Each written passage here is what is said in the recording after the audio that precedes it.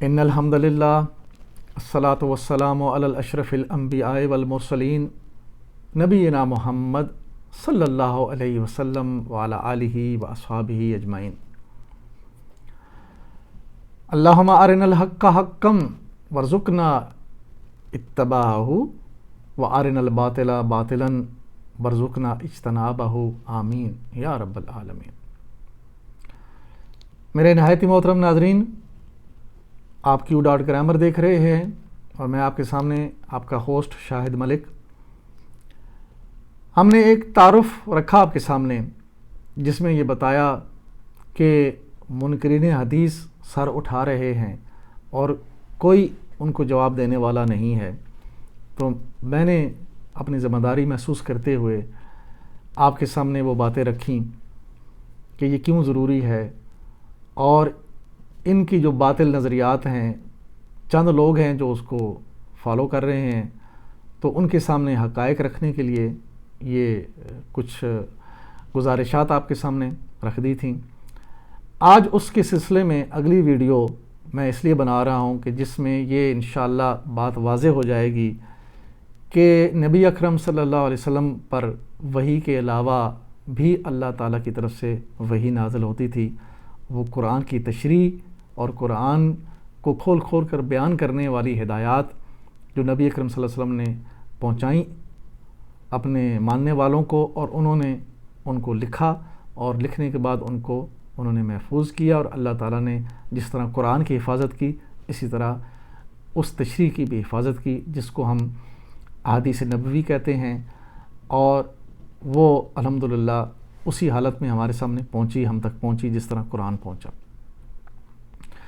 تو اس لحاظ سے انشاءاللہ شروع کرتے ہیں، لیکن اس سے قبل پھر میں آپ کو وہ عطا بخاری صاحب جو ہیں ان کا جو ورڈنگ ہے، وہ جو کہہ رہے ہیں، میں پھر آپ کو سنوانے چاہتا ہوں تاکہ آپ کو جو ہے وہ یاد ہو جائے، اور ان کا جو کہنا ہے آپ کے سامنے رہے کہ وہ کس طرح وہی یہ خفی جو ہے اس کا انکار کر رہے ہیں، احادیثوں کا انکار کر رہے ہیں۔ وہی تو جو نبی کے اوپر آئی، انبیاء کے اوپر آئی، وہ تو کتاب کے اندر ہے۔ وہ تو جو کچھ بھی نبی کریم صلی اللہ علیہ وسلم کے اوپر آیا وہ تو نبی کریم صلی اللہ علیہ وسلم نے ایز سچ امت کو پہنچا دیا کتابی شکل میں، اس کے مطابق خود بھی عمل کر دیا اور لوگوں کو بھی عمل کرا دیا، اور پھر کتابی شکل میں وہ وحی لوگوں کو دے دی۔ اب اس وحی میں چیک کریں، نہ نماز ہے، نہ تعداد رکعات۔ جی یہ ہیں جی عطا بخاری صاحب، آپ ان کو دیکھ لیجئے، اور میں نے ان کی آواز آپ کو سنوا دی۔ اب ہم چلتے ہیں پریزنٹیشن کی طرف اور ان آیات کو دیکھتے ہیں جو اللہ سبحانہ تعالیٰ نے اپنے انبیاء کی بعثت کے مقاصد بتائے اور وحی کی اہمیت بتلائی۔ بعثت رسالت کے مقاصد۔ اللہ کا وعدہ، اللہ نے ایک وعدہ فرمایا جب اللہ تعالیٰ نے بابا آدم علیہ السلام کو اس دنیا میں بھیجا تو فرمایا قُلْ نَهْبِطُوا مِنْهَا جَمِيعًا فَإِمَّا يَأْتِيَنَّكُم مِّنِّي هُدًى فَمَن تَبِعَ هُدَايَ فَلَا خَوْفٌ عَلَيْهِمْ وَلَا هُمْ يَحْزَنُونَ۔ ہم نے کہا تم سب یہاں سے اتر جاؤ، پھر جو میری طرف سے کوئی ہدایت تمہارے پاس پہنچے تو جو لوگ میری ہدایت کی پیروی کریں گے ان کے لیے کوئی خوف، کسی خوف اور رنج کا موقع نہ ہوگا۔ یہ ہے سورہ البقرہ کی آیت نمبر 38۔ تو یہاں پہ دیکھیے اللہ سبحانہ تعالیٰ نے فرمایا کہ میں تمہیں اپنی ہدایت بھیجوں گا۔ حضرت آدم علیہ السلام دنیا میں آئے، نبی بن کر آئے، ہدایت لے کر آئے، اور اس کے بعد ایک انبیاء کا سلسلہ شروع ہوا، اور اس سلسلے میں سب سے آخری نبی محمد صلی اللہ علیہ وسلم جو ہیں وہ بھیجے گئے، اور ان کے اوپر آخری کتاب، وہ جو ہدایت کا اللہ نے وعدہ کیا، وہ ہمارے سامنے کتابی شکل میں موجود ہے۔ اور جس طرح یہ کتاب آخری کتاب ہے، اسی طرح ہمارے نبی بھی آخری نبی ہیں۔ جس طرح یہ کتاب پوری دنیا کے انسانوں کو ایڈریس کرتی ہے، اسی طرح نبی اکرم صلی اللہ علیہ وسلم بھی پوری دنیا کے لیے نبی ہیں۔ انشاءاللہ اس بات کو میں اگلی ویڈیو میں واضح کروں گا۔ تو اس ویڈیو میں تو صرف جو ہے وہ وحی کے بارے میں بات ہوگی، کہ قرآن کے وضاحت کے لیے اللہ سبحانہ تعالیٰ نے کیا بندوبست فرمایا، اور وہ یقیناً محفوظ ہے اور ہمارے پاس محفوظ شکل میں موجود ہے۔ رسولوں کے ذریعے ہدایت پہنچی، یعنی جو اللہ نے وعدہ کیا کہ میں تمہیں اپنی ہدایت پہنچاؤں گا، تو اللہ تعالیٰ نے پھر ایک سلسلہ شروع کیا رسولوں کا، رسول بھیجے، انہیں ہدایات دے کر بھیجا، ان کے اوپر ہدایت نازل فرمائیں۔ وما ارسلنا من رسول الا لیطاع باذن اللہ، ہم نے جو بھی رسول بھیجا اس لیے بھیجا کہ اذن خداوندی کے بنا پر اس کی اطاعت کی جائے۔ سورہ النساء کی آیت نمبر 64 ہے۔ یعنی اللہ سبحانہ تعالیٰ نے اپنی انبیاء بھیجے اور اللہ نے ان کو اذن دیا، اپنی طرف سے اجازت نامہ دیا کہ لوگ آپ کی اطاعت کریں۔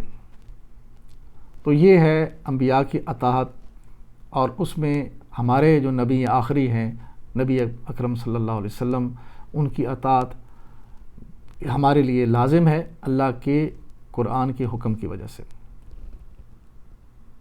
نبی صلی اللہ علیہ وسلم کی بحیثیت رسول جو ہے وہ ذمہ داریاں کیا تھیں اور کیا قرآن فرماتا ہے۔ نبی اکرم صلی اللہ علیہ وسلم کی 4 ذمہ داریاں تھیں۔ بنیادی طور پر جو اللہ تعالیٰ نے قرآن میں نازل فرمایا، لقد من اللہ علی المؤمنین اذا بعث فیہم رسولا من انفسہم یتلو علیہم آیاتہ ویزکیہم ویعلمہم الکتاب والحکمہ وان کانوا من قبل لفی ضلال مبین۔ در حقیقت اہل ایمان پر تو اللہ نے یہ بہت بڑا احسان کیا ہے کہ ان کے درمیان خود انہی میں سے ایک ایسا پیغمبر اٹھایا جو اس کی آیات انہیں سناتا ہے، ان کی زندگیوں کو سنوارتا ہے، ان کو کتاب اور دانائی کی تعلیم دیتا ہے، حالانکہ اس سے پہلے یہ لوگ صریح گمراہیوں میں پڑے ہوئے تھے۔ سورہ آل عمران کی آیت مبارکہ ہے 164۔ یہ آیت اسی طرح انہی الفاظ کے ساتھ 3 جگہ قرآن میں دوسری مقامات پہ نازل ہوئی۔ سورہ البقرہ میں آیت نمبر 129 ہے اور 151 ہے، اور اسی طرح سورہ الجمعہ کی آیت نمبر 2، اور یہ سورہ آل عمران کی آیت نمبر 164۔ یتلو علیہم، رسول اللہ صلی اللہ علیہ وسلم نے اس ذمہ داری کا حق ادا کیا، قرآن موجود ہے۔ یزکیہم ویعلمہم الکتاب والحکمہ، رسول اللہ صلی اللہ علیہ وسلم نے ان ذمہ داریوں کا بھی حق ادا کیا، لیکن تزکیہ نفس، کتاب کی تعلیم اور حکمت کے اصول آپ صلی اللہ علیہ وسلم نے کہاں سے سیکھے؟ اور اہم بات یہ کہ یہ سارے اصول قرآن میں تو نازل نہیں ہوئے، تو پھر وہ کہاں ہیں؟ قرآنی آیات کی اقسام، یعنی دیکھیں قرآن میں جو آیات آئی ہیں ان کی اقسام جو ہیں وہ ہمارے سامنے تفصیل دیکھیے گا۔ بڑی جو 2 کیٹیگریز ہیں، محکمات اور متشابہات۔ محکمات میں اوامر و نہی، یعنی یہ کرو اور یہ نہ کرو، اس میں حکم ہے، اس میں یہ محکمات ہیں کہ اللہ کی عبادت کرو، اللہ تعالیٰ کے ساتھ کسی کو شریک نہ ٹھہراؤ۔ تو یہ ہوئے اوامر و نہی، اور اس کے تحت جو باتیں سب نیچے آ جائیں گی۔ اللہ نے اپنی توحید سکھائی، یعنی اللہ ایک ہے اور اللہ ہی وحدہ لا شریک ہے، اللہ ہی الہ ہے، اللہ ہی جو ہے وہ رب ہے، اور اللہ ہی سب کی مرادیں پوری کرنے والا ہے، اللہ کے علاوہ کوئی الہ نہیں۔ اور اسی طرح رسالت کے بارے میں آیات ہیں، اللہ نے اپنے رسولوں کے واقعات بتلائے، عقائد بتلائے کہ اللہ پہ ایمان، اور اللہ تعالیٰ نے اپنے فرشتوں پہ ایمان پہ عقائد بتائے گئے کہ فرشتے موجود ہیں، اور کوئی بندہ بات نہیں کرتا کہ اس کے پیچھے فرشتے لپکتے ہیں اور اس کو لکھ لیتے ہیں۔ تو یہ عقائد، آخرت پہ ایمان، اللہ کی ذات پہ ایمان، فرشتوں پہ ایمان، اللہ کی کتابوں پہ ایمان، تو یہ عقائد بھی قرآن کے اندر محکمات کی شکل میں موجود ہیں۔ عبادات، کہ اللہ کی عبادت کرو، اللہ کی بندگی کرو، اور اس بندگی میں اللہ تعالیٰ نے سب سے بڑا حکم دیا اقیم الصلاۃ، یہ ایک اصول بتلایا گیا، اور اس کی جو تشریح ہے وہ نبی اکرم صلی اللہ علیہ وسلم کو بتائی گئی، اور آپ نے اپنی امت کو سکھایا کہ یہ نماز کیا ہوتی ہے، اس کو قائم کیسے کرتے ہیں، اور یہ اس میں قیام میں کیا پڑھنا ہے، رکوع میں کیا پڑھنا ہے، سجدہ میں کیا پڑھنا ہے، اور یہ سارا نظام، اور یہ 5 وقت کی نماز ہے، اس کے اوقات بتلائے۔ اس کے بعد قوانین ہیں قرآن میں کہ سزا و جزا کا ایک عمل ہے دنیا میں، کوئی یہ ایسے عمل کرے گا تو اس کی یہ سزا ہے، اور ایک پورا نظام جس کو الدین کہتے ہیں، تو یہ آتا ہے محکمات میں، اور اس اعتبار سے قرآن مکمل ضابطہ حیات ہے۔ اب یہ منکرین حدیث یہ کہتے ہیں جی کہ دیکھیں قرآن تو مکمل ہے، اور پھر اس کے علاوہ ہمیں کیا ضرورت ہے کسی اور چیز کی؟ تو قرآن اس لحاظ سے تو بالکل مکمل ہے، سب مانتے ہیں، سارے مسلمان مانتے ہیں، لیکن اس کے بعد قرآن میں جو اگلی اور آیات کی کیٹیگریز ہیں اس میں ترغیب و ترہیب بھی ہے، یعنی جنت کی ترغیب دلایا اللہ نے، اور جہنم سے ڈرانے کے لیے ترہیب ہے، اور اس طرح متشابہات ہیں۔ اس کے بعد دیکھیں اللہ فرماتے ہیں وَبِالْبَيِّنَاتِ وَالزُّبُرِ وَأَنزَلْنَا عَلَيْكَ الذِّكْرَ لِتُبَيِّنَ لِلنَّاسِ مَا نُزِّلَ عَلَيْهِمْ وَلَعَلَّهُمْ يَتَفَكَّرُونَ۔ یہ سورہ النحل کی آیت نمبر 44 ہے۔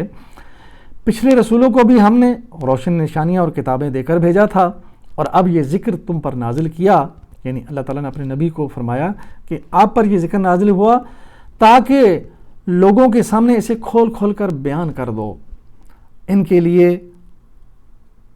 اور تاکہ وہ خود بھی غور و فکر کریں، یعنی اس قرآن کو کھول کھول کر لوگوں کے سامنے ان کے لیے بیان کر دیں، اور پھر وہ خود بھی غور و فکر کریں۔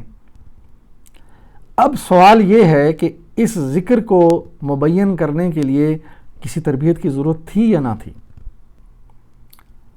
آگے فرمایا اِنَّا أَنزَلْنَا عَلَيْكَ الْكِتَابَ بِالْحَقِّ لِتَحْكُمَ بَيْنَ النَّاسِ بِمَا أَرَاكَ اللَّهُ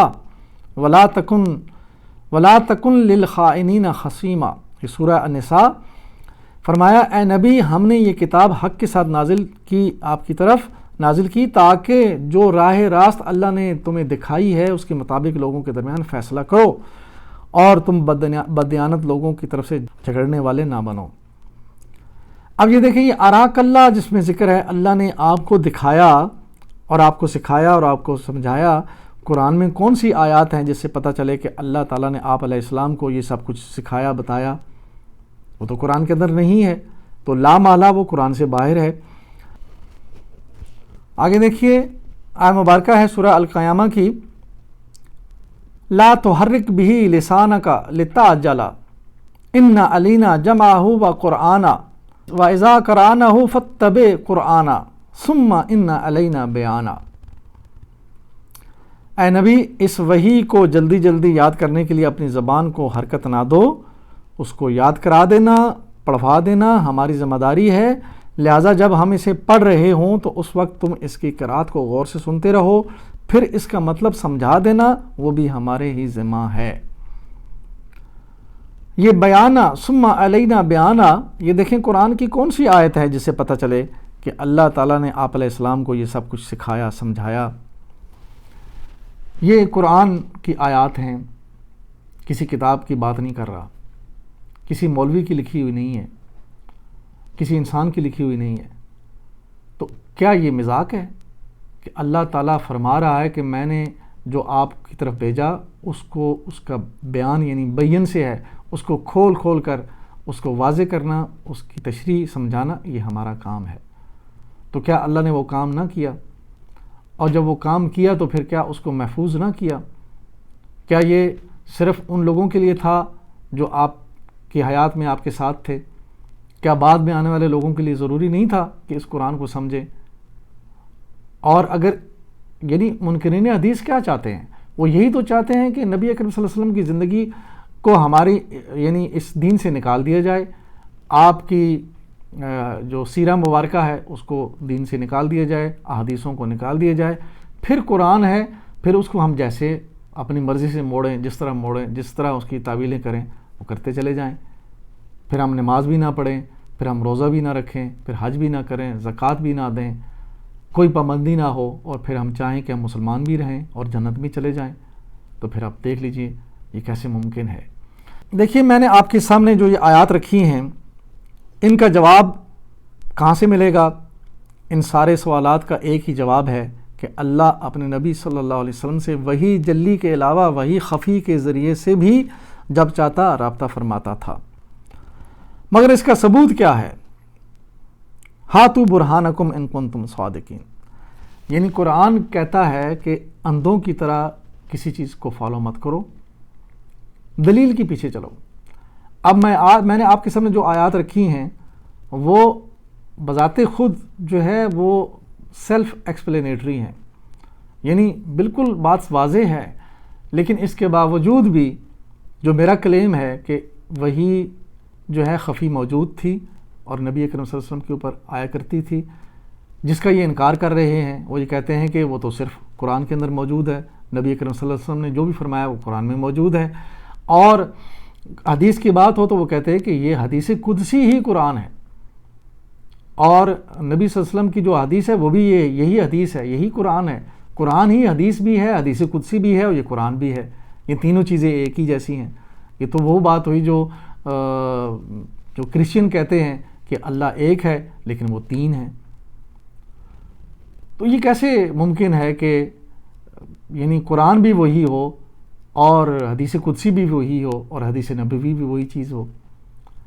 تو یہ جو میں بات کر رہا ہوں، اب میں اس کے آپ کے سامنے وہ بات لانے والا ہوں جس سے قرآن خود واضح کرے گا کہ قرآن کے علاوہ بھی وہی نبی اکرم صلی اللہ علیہ وسلم پہ نازل ہوتی تھی۔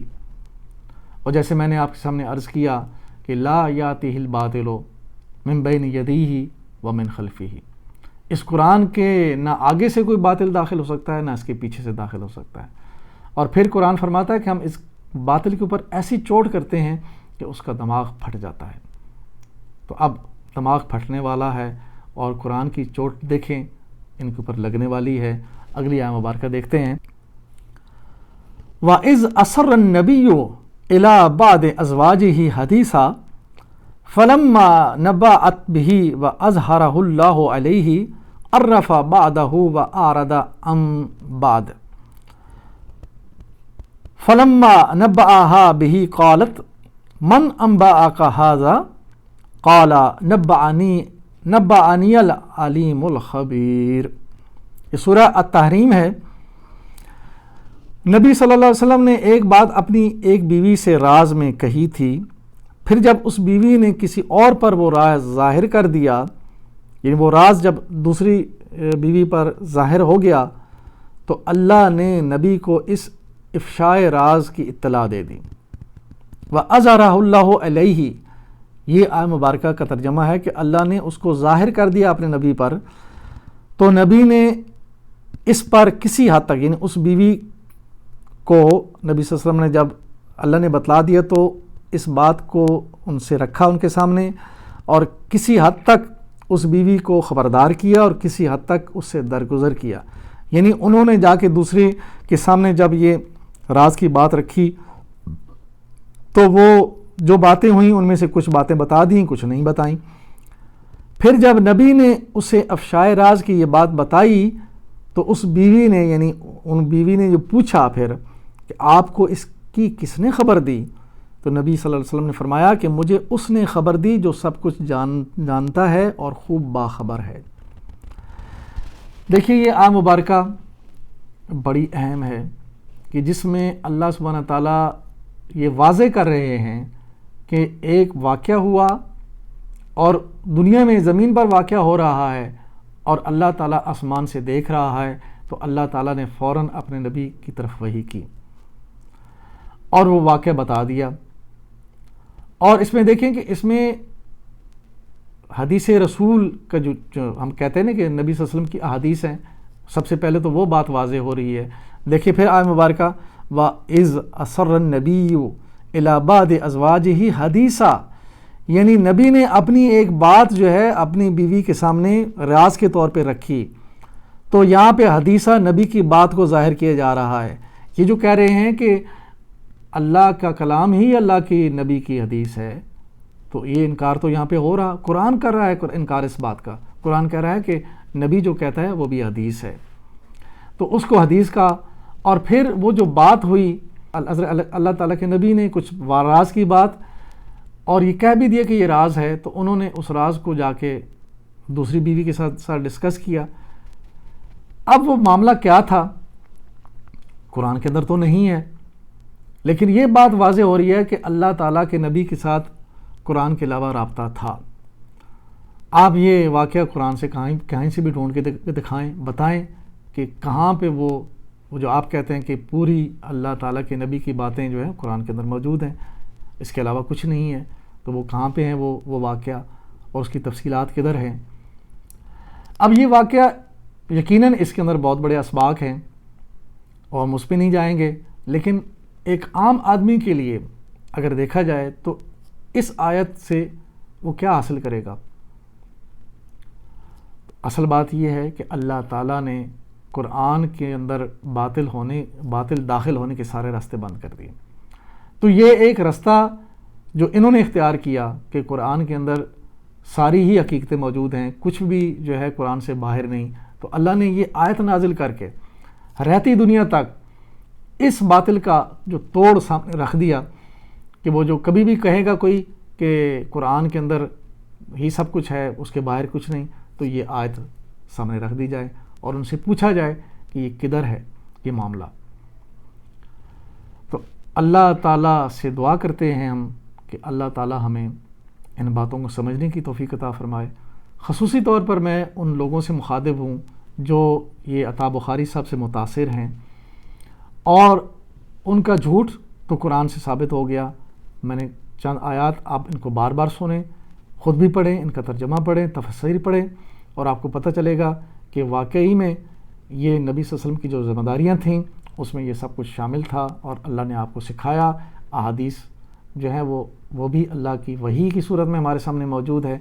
اب یہ اگلی بات کہ وہ کیسے محفوظ ہیں اور ہم تک کیسے محفوظ طریقے سے پہنچی ہیں، اس پہ ڈسکشن کی ضرورت تو اس وقت ہوگی جب آپ پہلے یہ مان لیں گے کہ واقعی احادیث جو ہے وہ موجود تھیں اور ان کی ایک حقیقت ہے، اور وہی جو ہے جلی کے علاوہ وہی خفی بھی تھی. تو یہ قرآن سے واضح ہو رہی ہے، اور یقیناً انشاءاللہ اگر کسی کے دل میں ایمان کی اگر ذرا رتی بھی موجود ہے، ذرا سا کوئی ایمان جو ہے وہ موجود ہے، تو یقیناً وہ ان پہ یہ بات واضح ہو جائے گی کہ احادیث کی بھی اہمیت ہے اور وہ ضروری ہے. اب انشاءاللہ اگلے لیکچر میں انشاءاللہ میں آپ کے اوپر یہ واضح کروں گا کہ اتباع رسول صلی اللہ علیہ وسلم اس کا حکم بھی قرآن میں موجود ہے، اور ہم جو ہیں اگر اتباع نہیں کریں گے تو اس کے کیا نتائج ہوں گے. یہ انشاءاللہ اگلے لیکچر میں آپ کے سامنے آئے گی بات. تو اللہ سے دعا ہے کہ اللہ تعالی ہمیں قرآن اور حدیث سے ہدایت لینے کی توفیق عطا فرمائے اور اس کو دوسروں تک پہنچانے کی توفیق عطا فرمائے، اور اس پر عمل کر کے اپنی زندگی کو بہتر کریں اور اپنی آخرت کی تیاری کریں اور اس کو لوگوں تک پہنچائیں تاکہ ہمارے لیے صدقہ جاریہ بن جائے. وآخر دعوانا ان الحمد للہ رب العالمین. الصلاۃ والسلام علی رسول الکریم. جزاکم اللہ خیرا.